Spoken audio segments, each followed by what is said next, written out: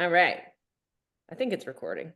Anyways, all right. So tonight I really wanted to go over this conversation was prompted by, I find that I get a lot of similar questions from people on specifically programming as well and understanding the programming as well as execution of sessions. And sometimes what it is that I'm looking for in terms of executing the sessions and the things that can, have an impact on that, and, where should the focus lie, that kind of stuff. So it's a huge topic and we're not going to be able to dive into every last detail, but I'm hoping to cover a little bit on a lot of things that will stir up some thoughts for you and hopefully answer some questions. If you listen to the podcast Jesse and I did, not this very last one with Christina and I, although there is some of this kind of conversation when we did the conversation with her in terms of programming, as well as the podcast Jesse and I did together right before that, there was quite a bit of conversation. Same thing. It sort of has prompted me to educate even more about what it is that I'm thinking when I'm programming for you guys, because although that you'll even see that I had posted on Instagram, there is a trust relationship, right? And I use the analogy of a surgeon, right? You wouldn't go in and ask your surgeon to explain every single last detail. You just trust that you've hired a really good surgeon and that they have a lot of experience and they know what they're doing and they're going to execute the surgery well. However, it is good to know, what it is exactly that, you want to know what you're going in for, understand the parts of what are going to happen to you. And of course, that's different in that you are knocked out when you're in surgery. And so there is really blind trust there. But there is an element of athlete coach trust in the relationship, that that I have the experience and the knowledge to guide you the right way and have your best interest at heart as far as what the big picture is, where you are, the programming, that kind of thing. But I do think it's good for questions are good, right? Because then that helps you understand why you're doing what you're doing and maybe what it is that I'm thinking sometimes when I give certain sessions, or what my expectation be for you when you go to execute them. Okay. So I think that those are all really important pieces of the puzzle for coach athlete. And it's always work in progress, right? Because sometimes it might be really obvious and sometimes it's not. And that I'm always encouraging people to ask questions as far as like, hey, if you don't understand something, let me know. So first thing to kind of cover is that understanding that training, and this is why like templates and stuff don't necessarily work. Maybe they work for a small period of time, that kind of thing. But training it's always evolving.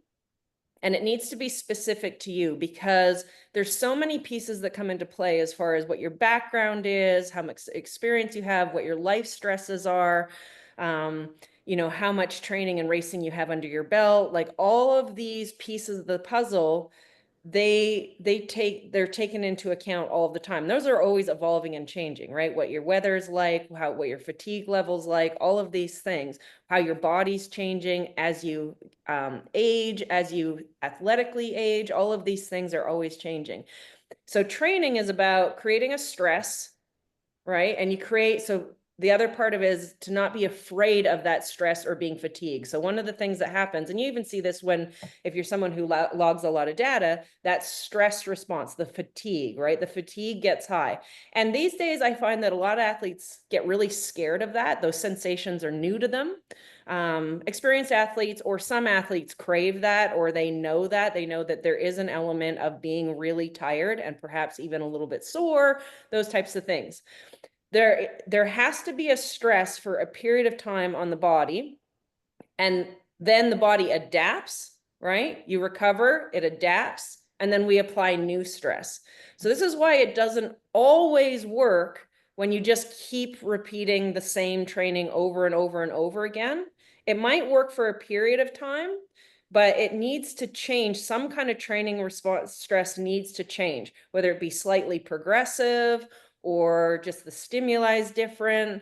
And that changes based on time of year, number of years in the sport, all of those other things that I was talking about. There is this stress, recover, new stress, recover, and hopefully, even though training goes like this, right? And response goes up and down, and your progression goes up and down. Ideally, over a long period of time, you're adapting to new stresses that are more and more and more, and you're getting stronger, faster, better, more, better skills, all the pieces that go into it.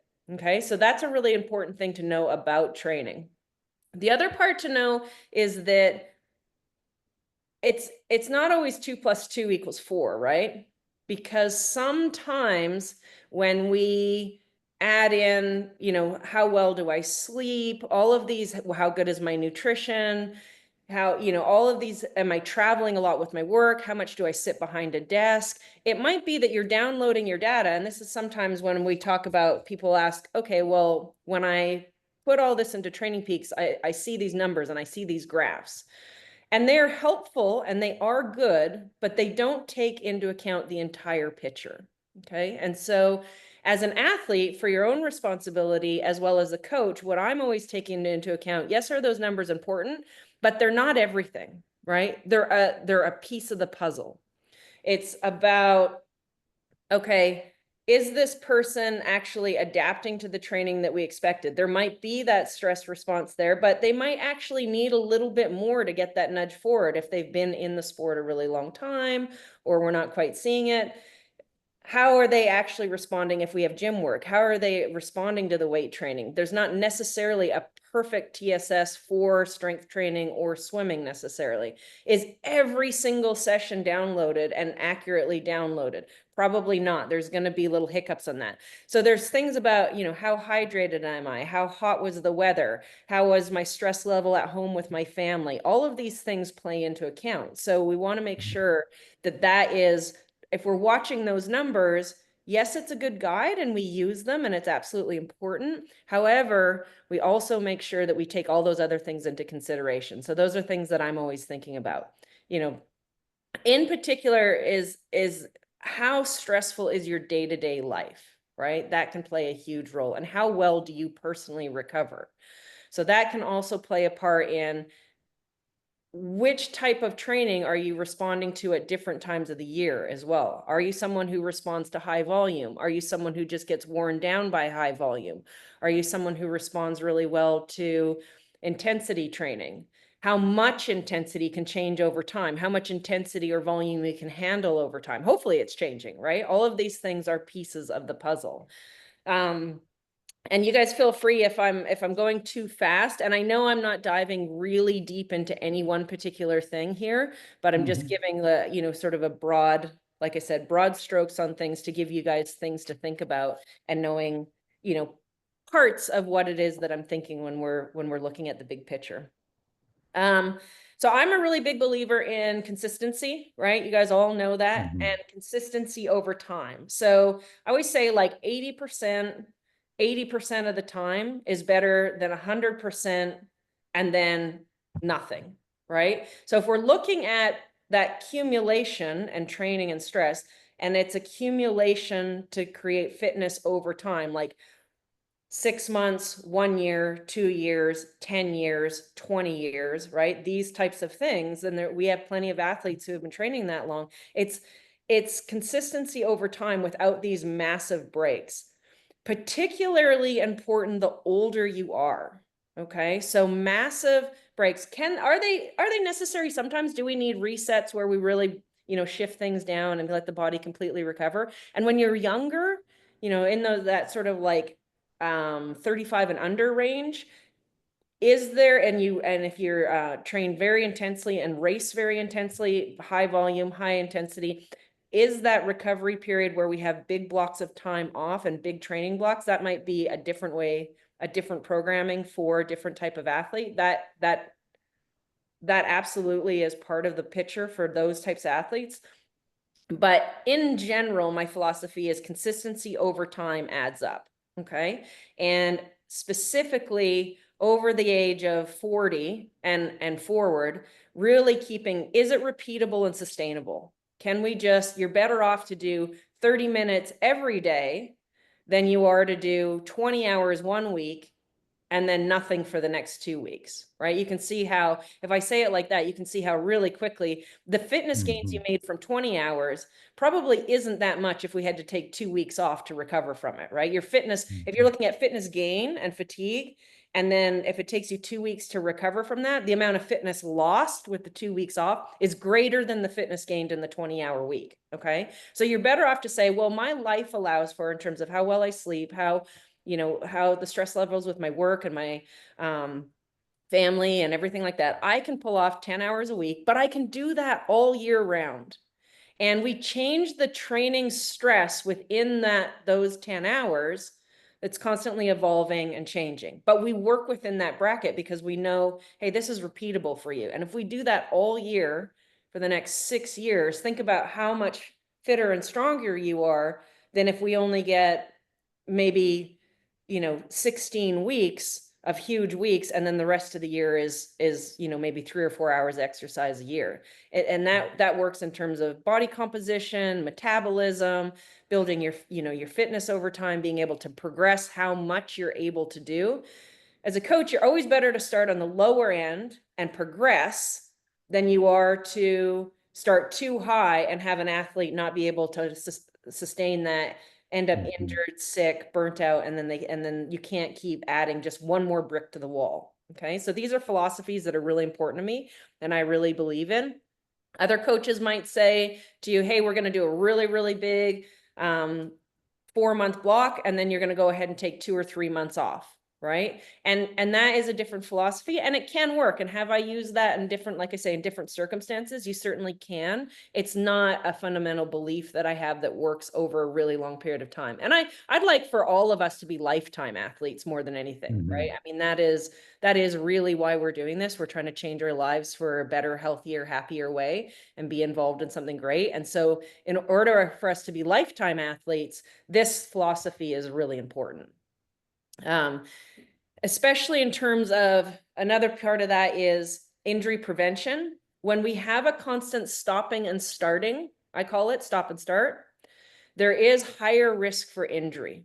Okay. And some people might think, well, that doesn't make sense, because if I get these huge periods of time off and recover, how is that create a situation where, you'd think you would have more recovery from injury? And actually, it's your body is, every time you have to start again, especially the older you are, you're vulnerable to injury. Okay. So rather than staying somewhat on this trajectory of going up, up, up, where your body is getting stronger, more durable, able to handle the stress, you actually are building resilience to being able to mentally and physically be able to handle the training. And all of those pieces are better in terms of not getting injured, not getting sick, that kind of stuff as much, especially like we say, the older you get, right? Because as soon as we do that stop and start, every time you stop, it gets harder to come back, right? Not in all cases. Sometimes we have injuries that are catastrophic and we have to take a block of time off, but we do everything you can to keep moving so that process is a little bit easier. How much intensity in somebody's program, it really depends on the athlete. And it's important to understand, if your circumstances don't allow, like I said, it's about the training stress and response. If your circumstances don't allow enough volume to get the training response that your body needs, we might include quite a bit of work rate within your sessions. And that's pretty common in my programming, because not a lot of people have time for high volume or a lot of aerobic training. If you have a high volume or a lot of aerobic training flexibility in your life, you can train a lot of aerobic volume and have intensity maybe once every 3 days, once every 5 days, once every 10 days, and get a good training response. Most people don't have enough time in their life to do a lot of aerobic volume. So we focus on work rate within the sessions. What becomes super important is that you understand the level intensity of each of the work rates.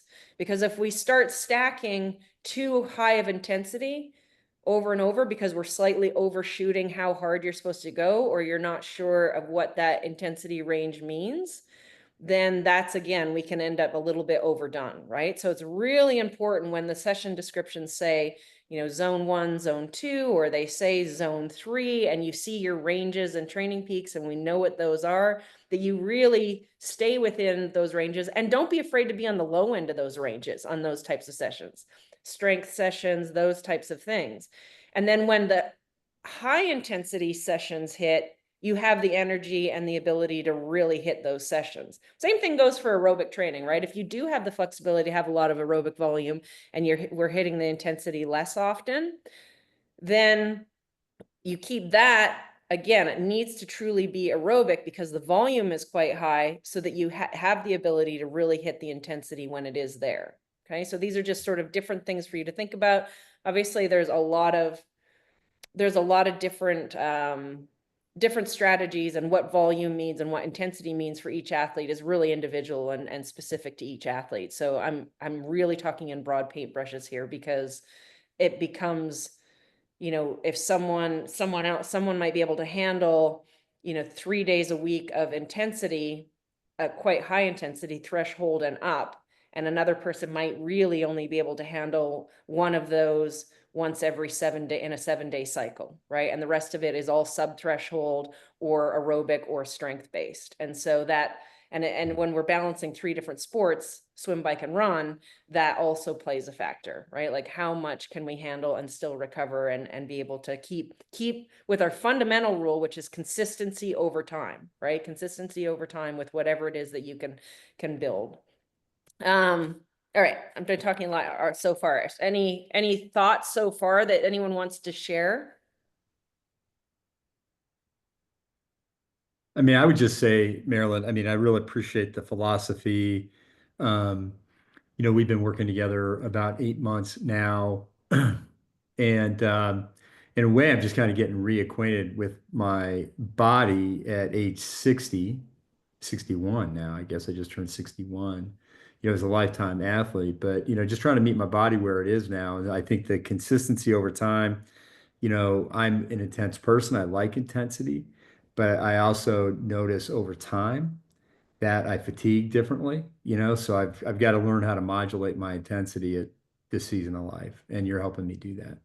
Yeah, yeah, really good, right? And it is understanding those, like when you see a session and you say, okay, what if I don't have, consistently 15 hours a week to ride my bike, and once in a every 5 day or 7 day cycle have intensity, and we focus on the aerobic volume, it's really important that okay, if this session is a zone 3 tempo session where we're sub threshold, those numbers are important to stay in so that we're not producing a whole bunch of lactate that is into that threshold zone. And that's where people go a little bit wrong, right? Is they think, and the culture of sport has created that a little bit. I love Strava and all that stuff, but the competition of that sometimes eggs people on to, and they're on the sessions where we want to stay away from it being too hard, and it actually would serve you better to stay on the lower end range. You think, man, if I go harder, I'm going to get a reward, and a reward might be like the kudos and the acknowledgement and all of that.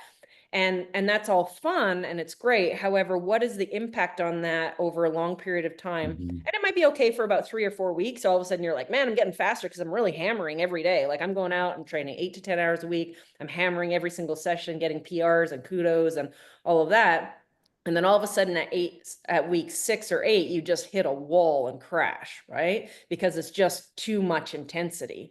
And so it's important to have that discipline to say, well, these are the days I meant to go hard, and now I can play in those arenas and shine. But these days I actually really need to have a lot of discipline and stay sub threshold or stay aerobic or stay easy, because I know that cumulatively over the next 20 weeks or 24 weeks or 36 weeks, this is going to add up and I need to keep backing it up. And if I overdo those ones, I'm just going to end up, tired or injured or not be able to Mhm. sustain this. So those kinds of things are super important. I Uh, think the other thing I was going to say too is just, just for me, the consistency and just the psychological impact inside of this as well. If I have long breaks, that just messes with my head yeah, a bit, and so having that. But I've got a lot of travel coming up, as you know, yeah. over the next couple of months. So I'm a little nervous, Yeah. I And have that's to okay. say. those kinds of Yeah. travel blocks are, everyone has them. That's Yeah. like we talked about, that's part of life, right? We're not training for a living. And so it's like, what can I do in those moments? And it might be that you have a 20-minute brisk walk, or you have a little gym session, or you have 30 minutes on your trainer. But there's something, my old coach and the group that I used to work with, Endurance Corner, they always had the philosophy of no zeros, right? It was the no zeros Mm. rule. And 10 minutes is better than a zero. And that is, that adds up over time. So some of these philosophies are inherited from how I was raised with that. Hey, Michael. So yeah, so that's even when we have those periods of time, it is okay to say, well, at least if I can get 10 minutes in today, it's better than, you know, a zero, right? Mm-hmm. Yeah. Mm-hmm.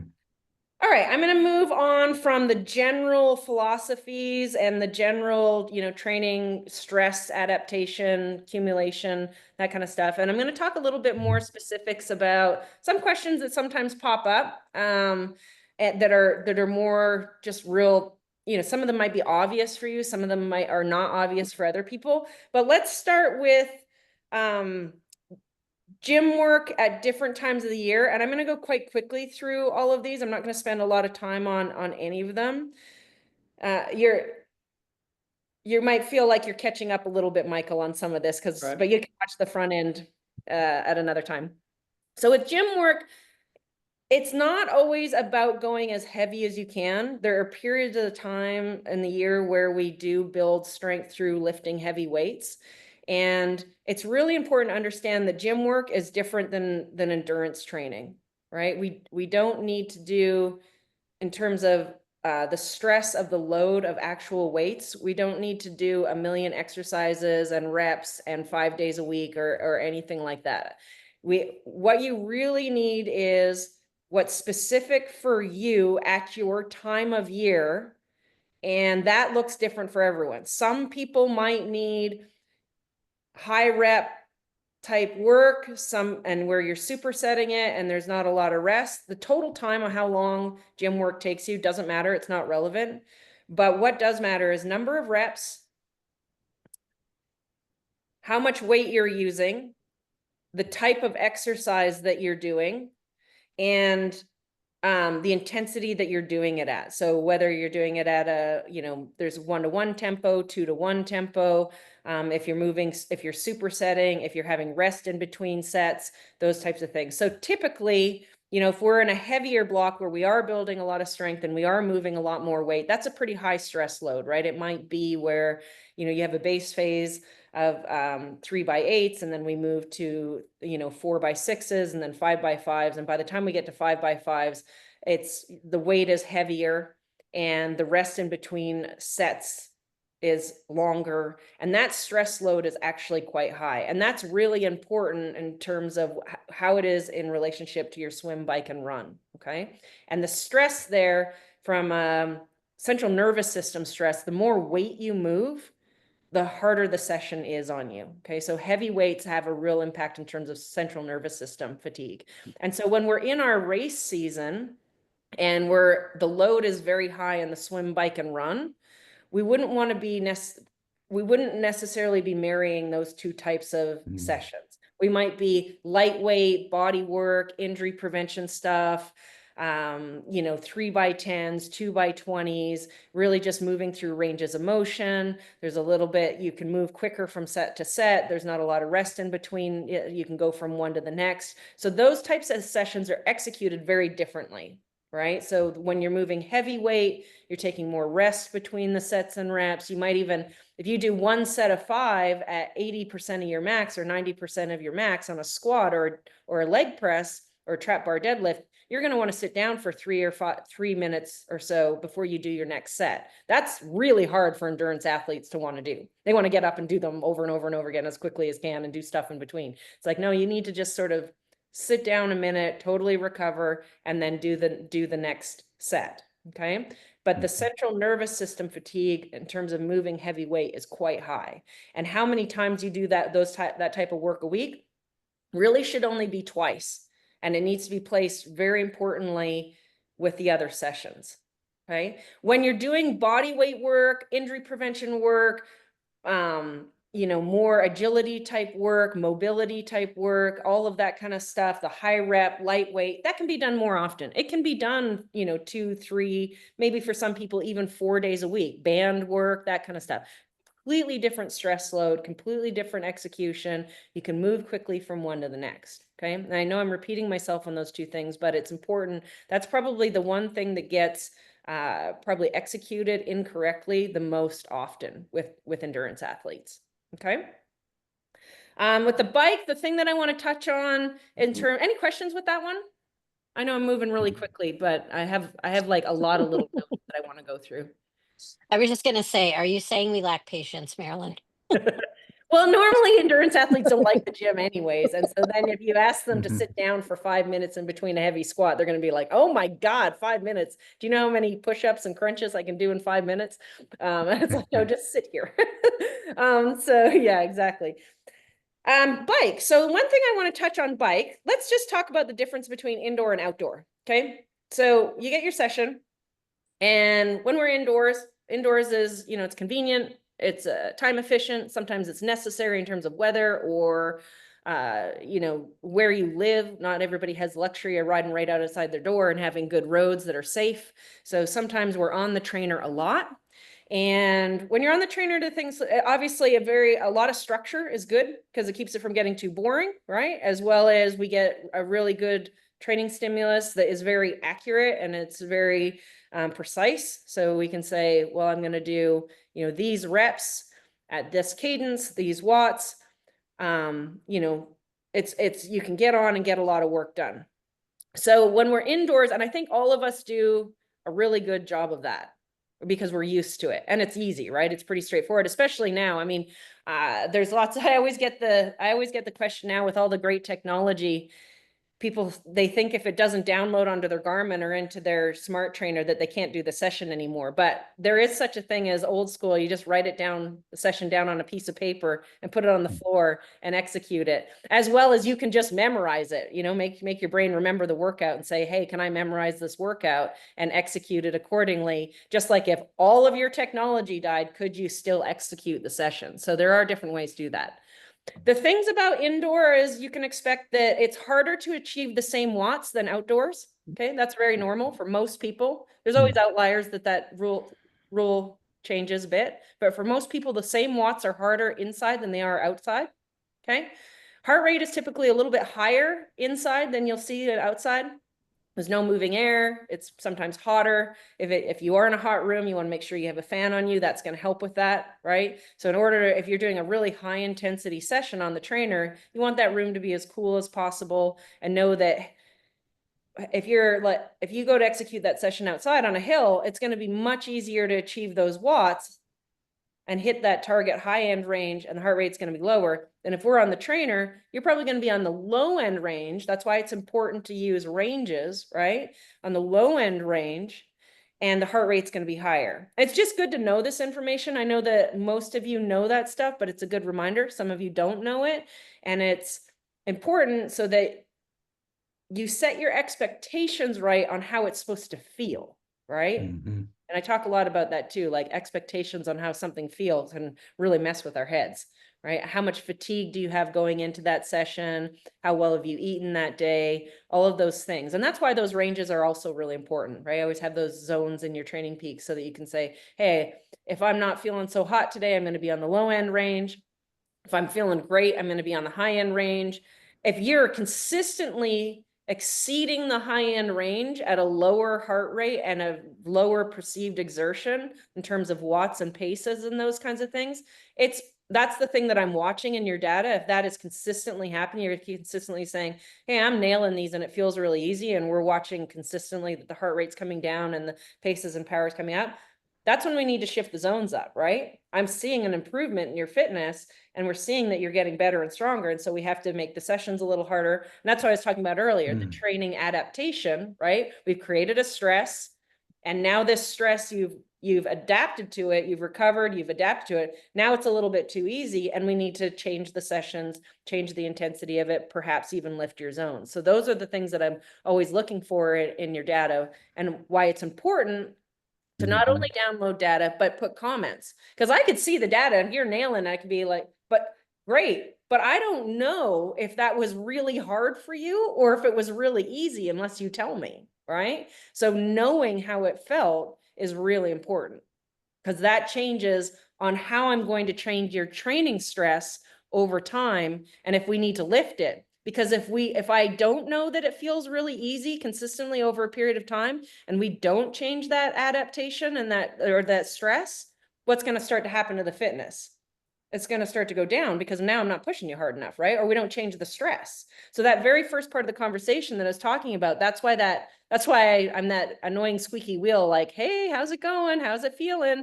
How did it feel? Right? Because I want to know, hey, do I need to lift the training stress a little bit at this point? Or if you're saying to me, actually, I keep trying to hit this and I am absolutely smoked and I just can't nail it. Maybe we're a little bit too tired, or maybe we've got things, maybe we're getting one too many hard sessions in a row or within a 10-day block or 5-day block, that kind of thing. And we need to make some adjustments there. I got a little sidetracked. Indoor versus outdoor with the bike. With the bike outdoors, watts come easier, heart rate lower. It's very important to know how to execute in wind, avoiding potholes, real world, traffic, road surfaces, conditions. If we are not conditioned to handling that stuff, when you go to race in the real world, your fatigue is not going to be because of your fitness. It's going to be because you haven't exposed yourself enough to the elements to handle that stress. Okay. And you might also not have the stability in your body to ride your bike in the real world. And now that is very tiring because if you're on the trainer all the time, you're locked in there and that it's kind of doing it for you, right? You're not having to steer your bike, stabilize it, ride in your aero position, ride in your drops, stand, sit, all of these things. And so you might be like, wow, I'm really fit and I nail all these sessions inside, but I have very low road time exposure. And so therefore that's what made me so tired. And I wasn't able to actually execute that's when you see people, there's a huge mismatch in terms of what they're doing on the bike in a race in the real world. And they're completely smoked from it versus when they're on the trainer and they're always in a protected environment. They're not used to handling the road surface, the elements, their bike, being able to eat on the bike, all of those kinds of things in the wind, managing your wheels, all of those kinds of things. So super important to know how to execute outside. When you're indoors, I talked about it a little bit about how you can execute exactly, and having all of that structure is really helpful so that we don't get bored. When we're outside, we have a main set and we have I call it you'll hear me say this a lot in your notes, your integrity of the session. So we had a purpose that day. Might be you're building endurance aerobically, it might be doing some aero bar TT work, but we're staying sub threshold. It might be a threshold or a VO2 workout. We have a specific goal that day. And hey, maybe I have 6 by 4 minutes at threshold. I'm going to go out on a hill and do them. As long as you're getting the main set and keeping the integrity of the session within the ranges, all the other stuff, it doesn't need to be perfect because now we are in the real world, right? We've got stoplights. We've got, some kid ran across the street. We got this is a little bit downhill here. And then it's a little bit more steeper uphill here. See you, Steve. Got to sign off. Take care, everybody. Thank you, Coach. Appreciate it. All right. So when you see that real world stuff, we don't expect the session to look the same way as it did on the trainer, right? We want to be able to know that we can execute at speed and handle all of that and still actually do that stuff in the real world. So if we're only able to hit numbers on the trainer, but we're not able to execute fast riding outside and still know, hey, I can hit those paces and those watts and I know what it's like for my bike to go fast while handling the real world and having flexibility and keeping the integrity of what I'm trying to do. We've got to be able to do that in the real world, right? And that's important for technical courses. St. George is coming up here pretty soon. And there is one section there, I made up a lot of ground on the bike when I raced that course a few years ago, just because I knew how to work the downhills and the uphills, right? And I knew the lines to take on the roads and I could stay aero on the downhills. And so those kinds of things are really important. And that doesn't necessarily have anything to do with heart rate and watts. Can you work that a little bit then? For sure, right? So when we're training, That's how you're thinking, right? That's my inside or my outside. What are the adjustments I'm going to make? What am I trying to do today? What are my expectations when I head out on that session? Right? I see too many people like be so specific inside and then they go outside and they're not able to understand what it is they're trying to get out of that day and still execute it anyways. And then they just go, I'll just go ride. We want to know that we can really, really perform on our bike outside as well. Same thing with a run. Some things to know: if you run on the treadmill all the time because you're not able to run outside much, there is a lot of the same things apply, so I won't repeat them in terms of indoors, outdoors, paces, heart rate, that kind of stuff. On the treadmill, we're able to set the speed and the pace, which is good. But the biggest thing, the difference, if you're someone who trains on the treadmill a lot versus and doesn't get outside enough before your events, is there is an eccentric load component where all of a sudden later in a race, your legs will really feel that and they might cramp. Okay. So it is important to get a certain amount of on-road time for your legs before your events. It's that little bit of surface hardening.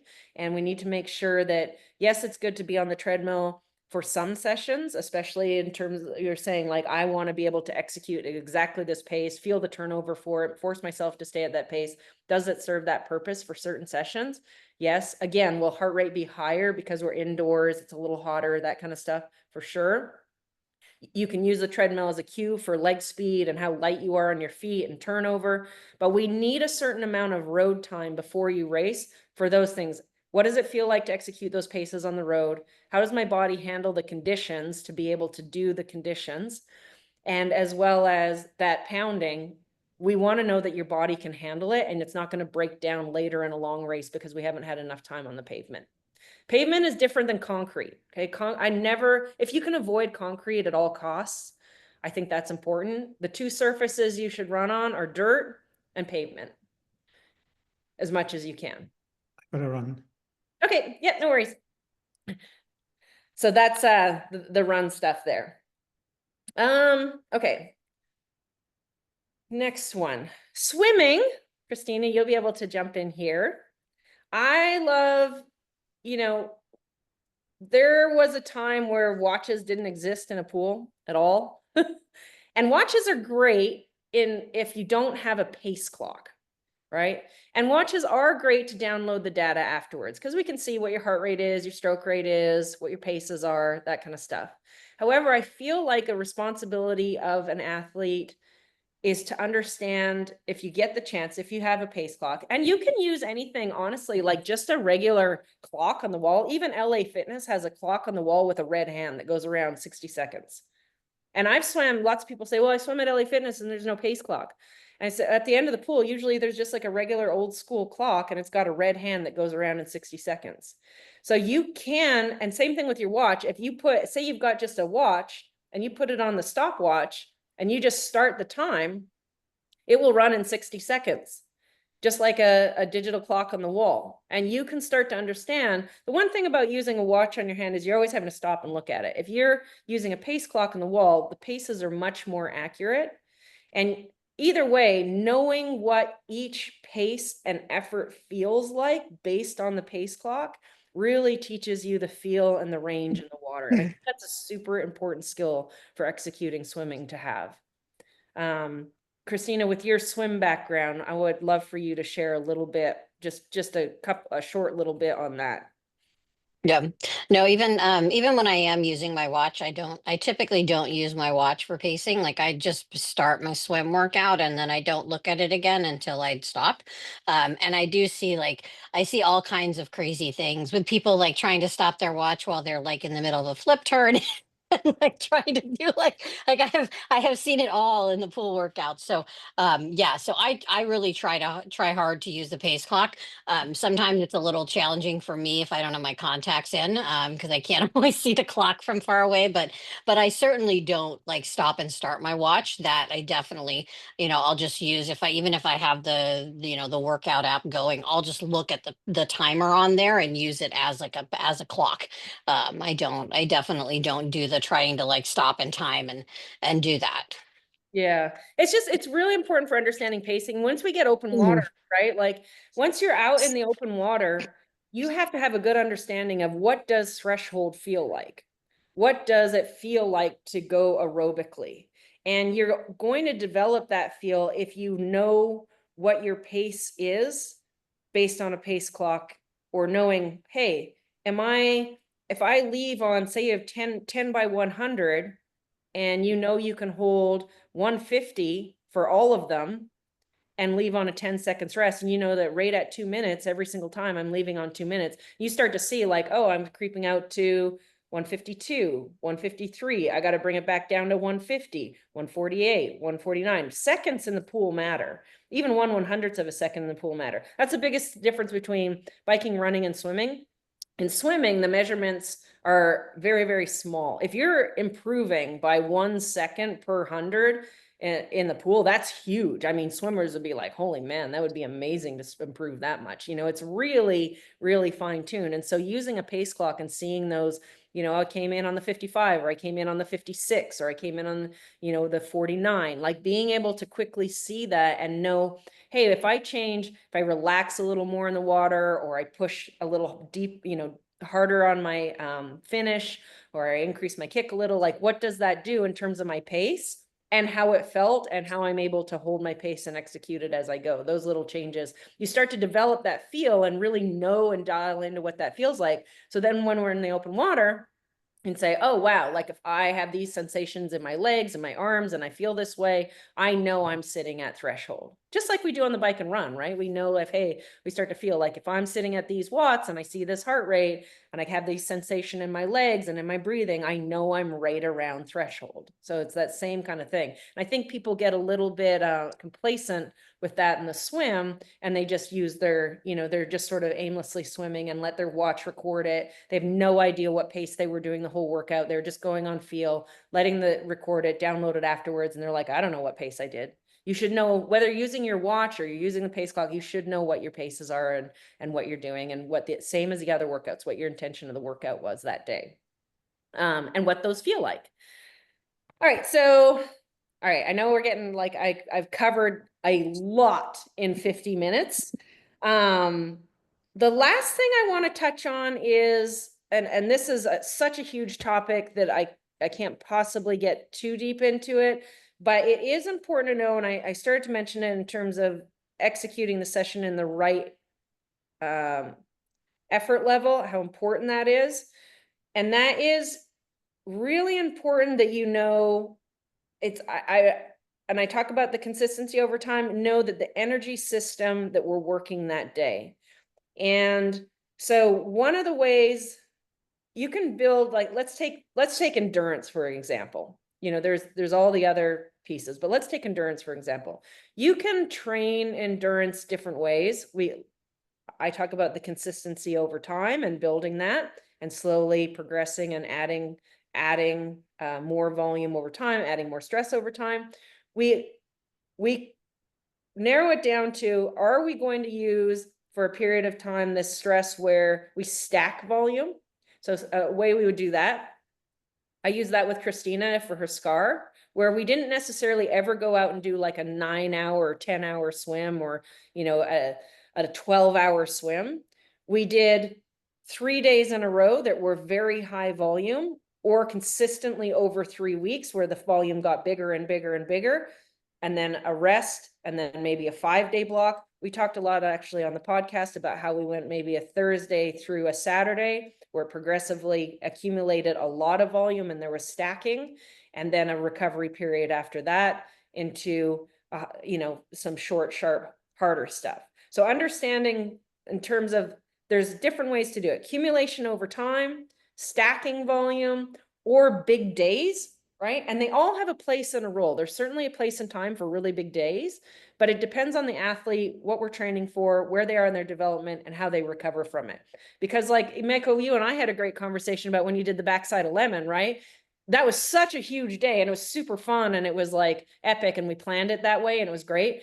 But what we have to take into account was, hey, was the day so big that it takes you so long to recover from that we're not able to hit the numbers and the other workouts, the actual fitness gains from such a big thing are less than if we just back that off a little bit and we're able to stay consistent, right? Now, was there a lot of adventure and fun in that and some element of pushing the boundary on the endurance side of things? Absolutely. So is there a time and place for that and other things to consider? Absolutely. Sometimes big adventure days are really important. And sometimes there's even sessions called training all day. You know, someone's training for an Ironman and they're new and we need to really build their endurance and we've got to do like a training all day, then that's something to take into account. But most importantly, why I'm so fussy about people moving sessions around, and everyone that I coach is so good about this. Everyone always lets me know or contacts me. But the reason I'm so fussy about that is that what we do one day has a direct impact on what happens the next day, the next day, the next day, the next week, the third week, 6 weeks down the track, 12 weeks down the track. So this is the one thing I actually notice in other coaches, or sometimes I see in programming and I think, oh, wow, it makes sense to me why this person ended up plateauing or they ended up with an injury that was unnecessary, is if there is a mismatch in placement of two things happen. Overtraining of one energy system too much in a row. And that's why I feel like if you just do, for example, a big block of one energy system for too long for that athlete, they actually start to, that whole thing that I talked about at the beginning is they're not getting a training stress anymore. And they're actually overtrained in one area and undertrained in other areas. And so there's this mismatch and they actually end up plateauing or going backwards or ending up with an injury.